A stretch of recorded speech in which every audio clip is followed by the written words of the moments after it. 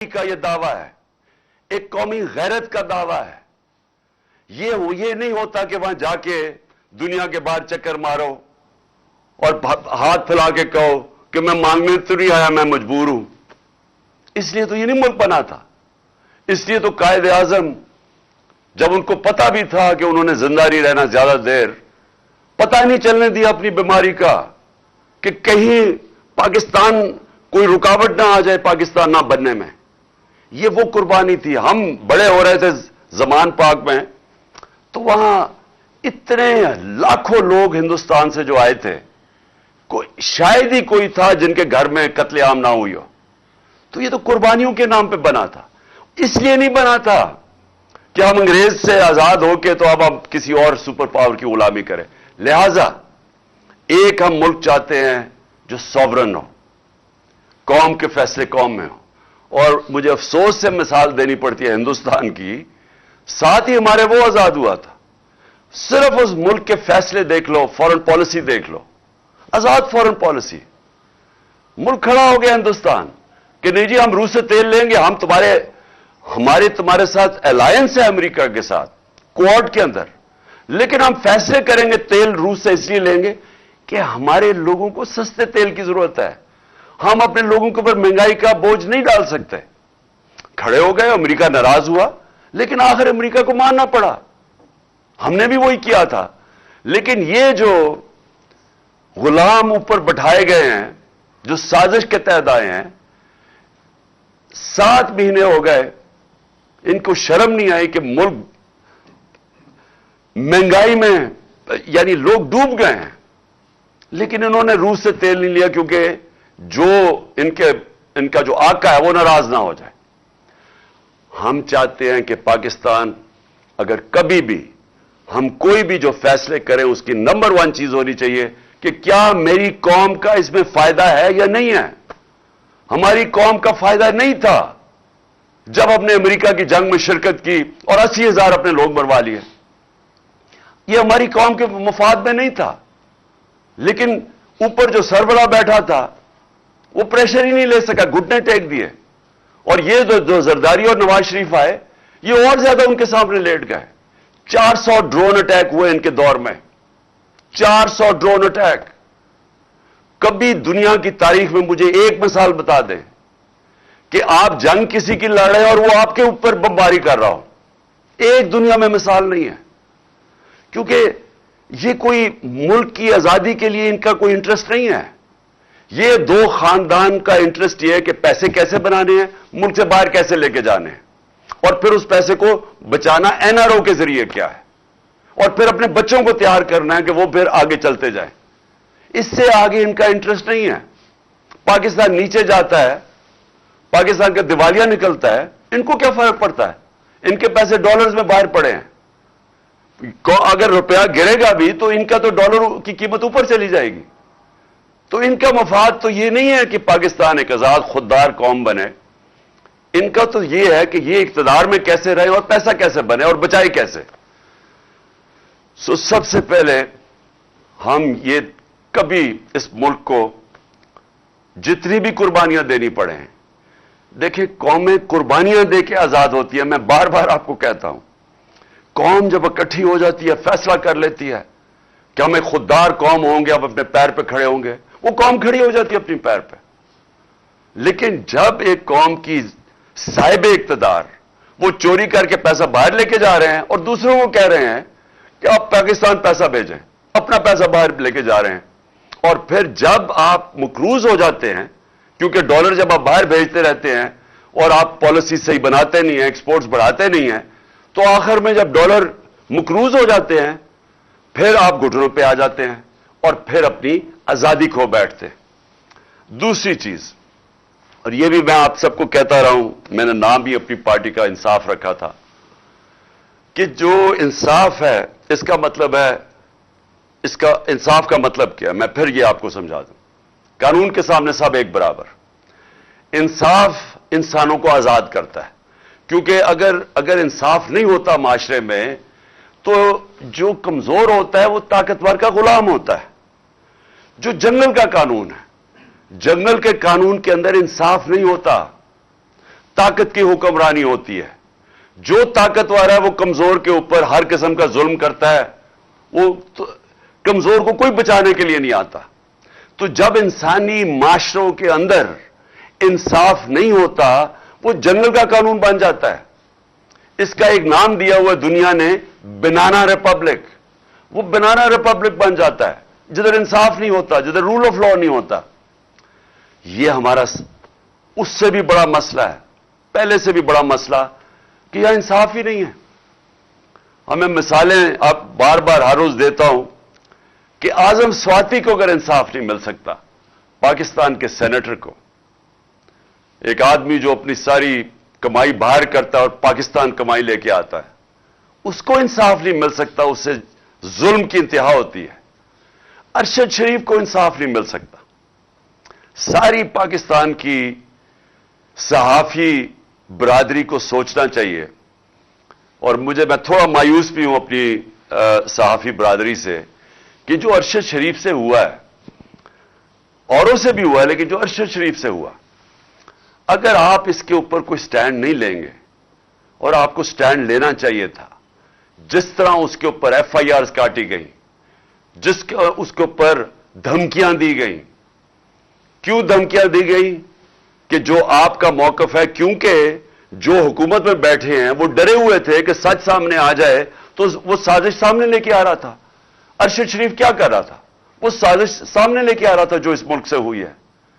तो उसके बावजूद कि वो सच और राय हक पे खड़ा था, उसको धमकियां मिल रही थी, उसको जान की फिर धमकी दी गई। जब वो और इसके घर वालों को सब पता है, अरशद शरीफ की वालदा को सब पता है कौन धमकियां दे रहा था। और आखिर में वो जब मुल्क से बाहर गया और फिर पाकिस्तान बुलाने की कोशिश की, वो कीनिया गया और जो उसको शहीद किया गया।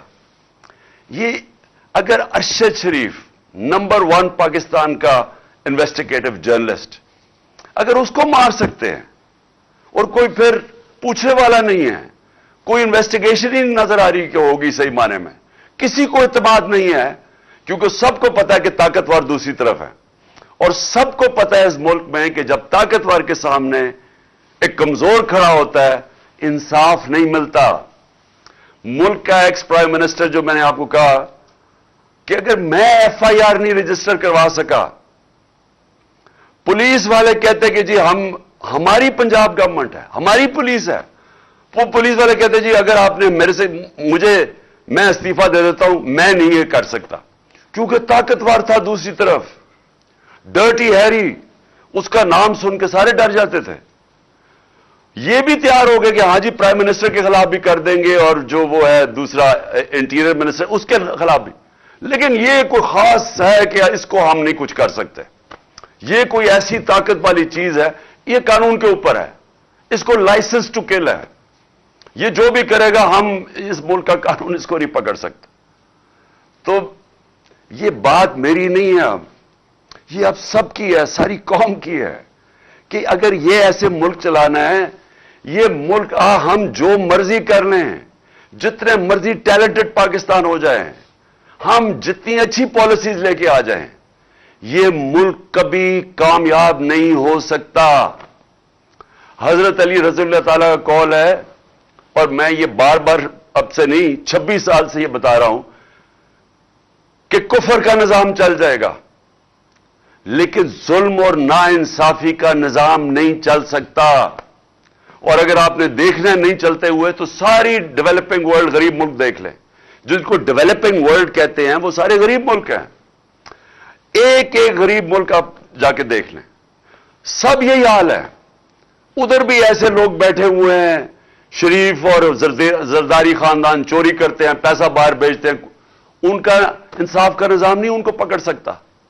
उधर भी डर्टी हैरी जैसे लोग बैठे हुए हैं, जो कि इतने तकड़े हैं, सब डरते हैं उनसे, उनको वो जो मर्जी करें कर सकते हैं, कानून के ऊपर है वो।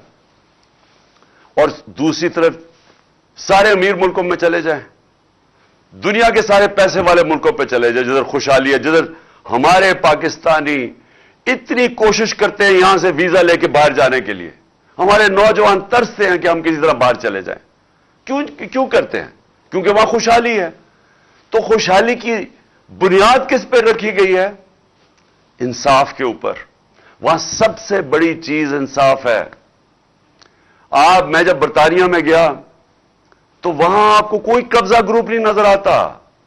किसी की जमीनों पर कब्जे किसी की जरूरत नहीं है करने की, क्योंकि अदालतें इंसाफ करती हैं।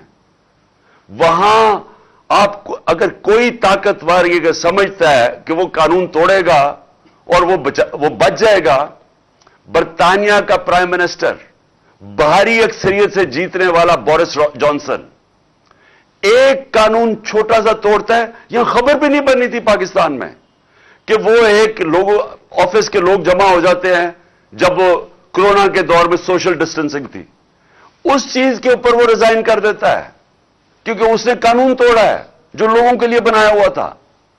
वहां इंसाफ का निजाम ऐसा है कि हर जो कमजोर से कमजोर आदमी भी है उससे पता है कि मुझे तहफ़्फ़ुज़ मिलेगा, क्योंकि जो उनकी अदालतें हैं, जो उनका इंसाफ का निजाम है, वो उनके हकूक की हिफाजत करता है। मैंने आपको अपनी मिसालों को दी, मैं आपको एक और मिसाल देता हूं। मेरे ऊपर ये जियो ने ये जो घड़ी की सारी कहानी और पीछे इसके सारे नून लीग और डर्टी हैरी भी था, इन्होंने कहानी बनाई मेरे ऊपर कि जी मैंने वो घड़ी का जो किया।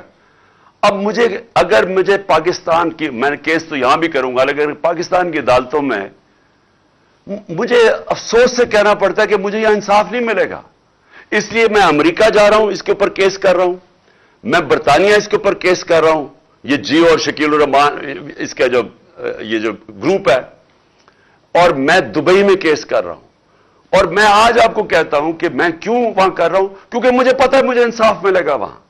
मुझे पता है कि इसने जो मेरे ऊपर मेरी इज्जत की तौहीन की है, मुझे पता है वहां उनकी अदालतों में, क्योंकि मेरा केस लड़ा हुआ हूं वहां। बहुत बड़ा केस हुआ था मेरा और इयन बोथम का बरतानिया की अदालत में। वो मेन हेडलाइंस केस था, 3 हफ्ते वो केस चला था। मुझे पता है वहां अदालतें कैसे चलती, और वो भी यही था, हरजाना का केस था। तो मुझे तो पता है वो कैसे चलता है, और मुझे पता है कि जो अब इन्होंने जो किया है, इसके ऊपर जो हरजाना होगा, इसके ऊपर जो डैमेजेस होंगे, मैं इसलिए चाहता हूं कि पाकिस्तानी कौम देखेगी क्या होगा। और मैं इसलिए चाहता हूं कि हमें भी यहां देखना चाहिए, हमारी अदालतों को भी, कि हम क्यों ये नहीं कर सकते, क्यों नहीं लोगों की इज्जत की हिफाजत कर सकते, क्यों एक मुल्क के एक्स प्राइम मिनिस्टर के ऊपर इस तरह गंद उछाला जाए, किसी के ऊपर भी, किसी इंसान पे भी। लेकिन यहां तो कोई भी पूछने वाला नहीं है। और ये है, इसको मैं कहता हूं क्यों वो खुशहाल है मुल्क, क्योंकि आप और तो छोड़े ना दुनिया में सरमायाकार, जो आपके जो पाकिस्तान की बिजनेस आज मगरब में हैं, जो यूरोप में हैं, जो अमेरिका में हैं, जो दुबई में हैं, आप उनसे पूछे ना पाकिस्तान आगे क्यों नहीं सरमायाकारी करते। हमारा 1 करोड़ है पाकिस्तानी बाहर बैठा हुआ। अगर 5 लाख पाकिस्तानी बाहर बैठे हुए फैसला कर लें कि हमने पाकिस्तान में आके सरमायाकारी करनी है, आप ये यकीन से मैं आपको कहता हूं कि यहां इतना डॉलर आ सकता है पाकिस्तान में कि हमें किसी के सामने हाथ फैलाने की जरूरत नहीं है। हमारे अपने ओवरसीज पाकिस्तानी अगर यहां पाकिस्तान में सरमायाकारी करनी शुरू कर दें, हमें कोई मसला ना हो कि हम भागे फिर रहे हैं, कभी यहां पैसे मांग रहे हैं या हमारे रुपया गिर रहा है। लेकिन वो आते क्यों नहीं है, उनसे पूछें कि क्यों नहीं वो पाकिस्तान में आके सरमायाकारी करते। सबसे बड़ा मसला यह होगा, एक अंग्रेजी का लफ्ज है कॉन्ट्रैक्ट एनफोर्समेंट। उनको यह खौफ होता है कि अगर उनसे यहां कोई फ्रॉड होगा तो यहां उनको कोई तहफ़्फ़ुज़ नहीं मिलेगा। यहां अगर वो प्लॉट भी खरीदते हैं तो उनके ऊपर भी कब्जे हो जाते हैं। मैं जब बाहर जाता था पैसे इकट्ठे करने के लिए बैरून मुल्क पाकिस्तानियों से, शौकत खानम के लिए, नमल के लिए, तहरीक इंसाफ के लिए, तो मेरा जब उनसे मैं मिलता था, और अब से नहीं 30 सालों से बात कर रहा हूं, हमेशा वो ये कहते थे कि हमारे प्लॉटों के ऊपर कब्जे हो जाते हैं और वो केस फंस जाता है जाके अदालत में, और फिर वो आखिर में हमें वो कब्जा ग्रुप आगे कहता है अच्छा जी जो प्लॉट की कीमत थी 1000 रुपए, वो कहते हैं जी 100 रुपया लो और जान छोड़ो। ये इतने पाकिस्तानियों से हुआ है। तो जब प्लॉट ही नहीं वो खरीद सकते इस मुल्क में, और उनको खौफ है کہ اس کے اوپر بھی قبضہ ہو جائے گا تو سرمایہ کاری کون کرے گا؟ تو ہمارے ملک کا جو مستقبل ہے وہ جدھر یہ لے آئے ہیں پاکستان کو، جو ہمیں کھڑا کر دیا، دیوالیہ نکال دیا ہمارا ان 7 مہینے میں، اب جو آگے ہم نے ملک کو جب اٹھانا ہوگا تو اس کے لیے ہمیں اپنے ملک میں قانون کی بالادستی قائم کرنی ہوگی۔ یہ جو بڑے بڑے ڈاکو جو ہر باری چوری کر کے اور این آر او لے لیتے ہیں، یہ کسی مہذب معاشرے میں اس کا تصور نہیں ہے کہ انہوں نے قانون پاس کیا اسمبلی سے، اور سارے جن کے اوپر کیسز تھے نیب میں، وہ باقاعدہ شکے ہیں جس میں بڑے بڑے ڈاکو بچ رہے ہیں، اس میں زرداری کسی میں بچ رہا ہے، مریم کسی میں بچ گئی ہے، جو اور ان کے لوگ پھنسے ہوئے تھے سب بچ رہے ہیں۔ 1100 ارب روپیہ جو اس قوم کو آنا تھا وہ سارا انہوں نے ہضم کر لیا ہے، قانون بدل کے اپنے آپ کو فائدہ، اپنے آپ کو این آر او دے کے۔ تو جب طاقتور چوری کر کے بھی نہیں پکڑا جائے، کمزور کو تحفظ نہ ملے، وہ قوم آزاد نہیں ہوتی، وہ اپنی آزادی کھو بیٹھتی ہے۔ جس طرح حضرت علی کا قول ہے کہ وہ نظام نہیں چل سکتا، اور یہ ہمارا نہیں ہے، یہ سارے غریب ملکوں کا یہ کہانی ہے۔ تو اس لیے یہ دوسری چیز ہے، یہ ہماری جدوجہد چلے گی طاقتور کو قانون کے نیچے لانے کے لیے، اور یہ چلتی رہے گی، یہ مارچ سے آگے چلتی جائے گی، یہ تو تحریک چلتی جائے گی جب انشاءاللہ جب تک حقیقی طور پہ اپنے ملک کو آزاد نہ کریں۔ اب میں 2-3 اور آخر میں باتیں کرتا ہوں، ڈیٹ، کیونکہ میں نے آپ کو ابھی ڈیٹ دینی ہے کہ ہم نے کس دن انشاءاللہ اسلام آباد سب نے پہنچنا ہے، پنڈی پہنچنا ہے کس دن، وہ میں آپ کو بھی ڈیٹ دینے لگا ہوں۔ لیکن میں آج 7 مہینے ہو گئے ہیں ہماری گورنمنٹ کو ہٹائے، تو میں آج اپنی جو طاقتور ہماری جو اسٹیبلشمنٹ ہے، جن کے پاس طاقت ہے، جو اس ملک کو کسی طرف بھی لے جا سکتے ہیں، پازیٹو بھی لے جا سکتے ہیں، نیگیٹو بھی لے جا سکتے ہیں، تو میں ان سے آج ایک سوال پوچھتا ہوں۔ میرا یہ سوال ہے، اور کیونکہ مجھے اس کا کوئی جواب آیا نہیں ابھی تک، کہ یہ لوگ جو 2 خاندان تھے، جنرل مشرف نے ان کو ہٹایا جب 99 میں، تو 2 دفعہ یہ کرپشن میں 90 کی دہائی میں نکل چکے تھے، اور کیسز کرپشن کے انہوں نے ایک دوسرے کے اوپر بنائے تھے۔ نون لیگ کہتی تھی پیپلز پارٹی کرپٹ ہے، نواز شریف کرپٹ ہے، وہ کہتی تھی زرداری کرپٹ ہے۔ زرداری کو جیل میں نواز شریف نے ڈالا، اور پھر ان دونوں کو مشرف نے ہٹا دیا، اور لوگوں نے مٹھائیاں بانٹی اور کرپشن پہ ہٹایا۔ اس کے بعد انہی کو جنرل مشرف نے این آر او دے دیا، اور اس کے بعد انہوں نے 10 سال جو ملک سے کیا ہے 4 گنا زیادہ قرضہ بڑھا دیا۔ لوگوں نے ان کے غصے میں مجھے ووٹ دی 2018 میں۔ اب میرا سوال یہ ہے کہ وہ کیا چیز تھی کہ ایک دم 3.25 سال کے اندر یہی لوگ پتہ نہیں کس میں نہا کے آئے کہ یہ ایک دم ٹھیک ہو گیا اسٹیبلشمنٹ کے لیے، اور اس کے بعد یہ ہمارے اوپر پھر مسلط ہو گئے۔ چلے مانتے ہوں کہ اسٹیبلشمنٹ نے کوئی اس کے اوپر سازش نہیں کی، لیکن روک تو سکتے تھی نا، جانتے تو تھے ان کا ماضی۔ کیا ان کا ماضی نہیں پتا تھا؟ فائلیں تو ساری پڑی ہوئی ایجنسیز کے پاس ان کی چوری کی، سب کچھ تو، کیونکہ میں 3.5 سال پرائم منسٹر تھا، مجھے پتہ ہے کہ ساری ڈیٹیلز ہماری ایجنسیز کے پاس پڑی ہوتی ہیں کہ ان کی چوری انہوں نے کتنی کی، تو وہ تو سب پتا تھا۔ تو وہ کیا چیز ہوئی کہ ان کو پھر ہمارے اوپر مسلط کر دیا؟ بیرونی سازش کامیاب ہو ہی نہیں سکتی جب تک اندر ان کی مدد نہ ہو۔ تو میرا سوال یہ ہے کہ اب 7 مہینے کے بعد کوئی ایک بھی مجھے چیز بتائیں کہ انہوں نے ملک کے اندر بہتری کی ہو، مجھے ایک چیز بتا دیں۔ اکنامک سروے پاکستان کی ان کے دور میں پبلش ہوئی، اسی اکنامک ہمارے دور میں نہیں ہوئی، وہ ہر سال جو بتاتی ہے کہ پاکستان کی معیشت کے کیا حالات ہیں، وہ ان کے دور میں پبلش ہوتی ہے، اور وہ کہتی ہے کہ 17 سال کے بعد پاکستان، ہماری تحریک انصاف کے جو آخری 2 سال تھے، 17 سال کے بعد بہترین ہماری معاشت کی इजाफा हुआ उसमें 5.7% और 6%। ये 17 साल के बाद कोरोना के बावजूद ये हमारी माशियत ऊपर आ रही थी। उसी इकोनॉमिक सर्वे में लिखा होता है कि 50 साल के बाद हमारी जो इंडस्ट्रियल ग्रोथ है, जिसमें असल में नौकरियां होती हैं, नौकरियां मिलती हैं, जिसमें दौलत में इजाफा होता है, वो होती है जब इंडस्ट्री आपकी बढ़ती है। तो 26 से 27% हमारी लार्ज स्केल मैन्युफैक्चरिंग बढ़ी। फैसलाबाद के अंदर मजदूर नहीं मिल रहे थे टेक्सटाइल फैक्ट्रियों के। मुझे टेक्सटाइल वालों ने कहा कि जनाब हमें बाहर से मंगवाने पड़ रहे हैं या मजदूरों की शॉर्टेज हो गई है। तारीख में सबसे ज्यादा टेक्सटाइल इंडस्ट्री की ग्रोथ हुई, तारीख में सबसे ज्यादा एक्सपोर्ट्स बढ़ी, तारीख में सबसे ज्यादा बाहर बैरून मुल्क पाकिस्तानियों ने हमारे ऊपर एतमाद करते हुए सबसे ज्यादा रेमिटेंसेस पैसा भेजा, तारीख में सबसे ज्यादा पाकिस्तान की आमदनी टैक्स कलेक्शन बढ़ी, और तारीख में 4 फसलें जो पाकिस्तान की थी, क्योंकि हमने किसानों की मदद की, क्योंकि हमने उनको सब्सिडाइज करके चीजें दी, उन्होंने अपनी 4.5% हमारी ग्रोथ रेट थी, यानी हमारी इजाफा हुआ ज़राअत में, जो 17 साल के बाद था।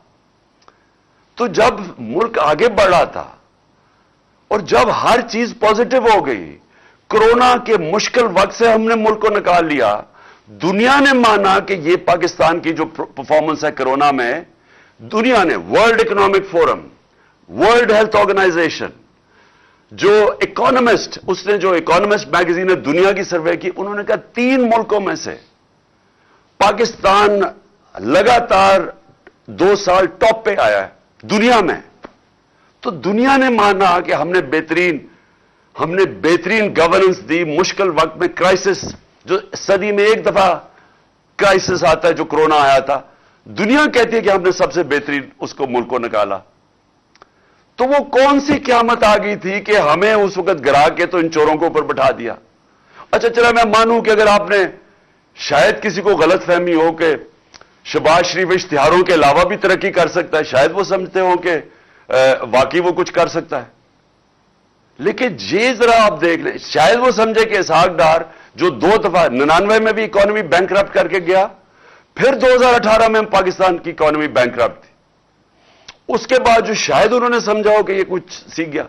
तो लेकिन आज मुझे 7 महीने बाद बताएं, मुझे एक चीज बताएं पाकिस्तान की जो पॉजिटिव किया इन्होंने। आज अगर पाकिस्तान की अपनी बिजनेसेस हैं, उनका गैलप का सर्वे है कि 88% बिजनेसमैन कहता है कि हम गलत तरफ जा रहे हैं, यानी उनका इत्मीनान चला गया इस हुकूमत पे। बैरून मुल्क जो कि रिस्क असेसमेंट होती है कि आप पाकिस्तान कर्जे वापस कर सकता है या नहीं, वो 85% आप कह रहे हैं कि पाकिस्तान कर्जे वापस नहीं कर सकता। तो ना बाहर के लोगों को इस पे इत्मीनान रह गया, ना अंदर किसी को इत्मीनान है इन पे, अपनी बिजनेस को भी नहीं है। और तो गवर्नेंस का यह हाल है कि 53% दहशतगर्दी बढ़ गई है 7 महीनों में। तो इनके पास तो टाइम ही नहीं है इन चीजों का सोचने का। ये तो अपने केसेस ही माफ करवा रहे थे, ये तो हमारी पार्टी को सिर्फ दीवार से लगाने की, ताकि किसी तरह ये मुझे डिस्क्वालीफाई के इलेक्शन जीत जाए। इनका तो और कोई काम ही नहीं। तो मैं सवाल ये पूछता हूं कि इनके तो पैसे बाहर पड़े हैं, इनका तो स्टेक पाकिस्तान में नहीं है। ये जो नवाज शरीफ का तो सारा टब्बर बाहर चला गया। तो मैं ये पूछता हूं कि अपनी एस्टेब्लिशमेंट से कि आपने आज मुझे ये बता दें कि मुझे पाकिस्तान का क्या फायदा हुआ है।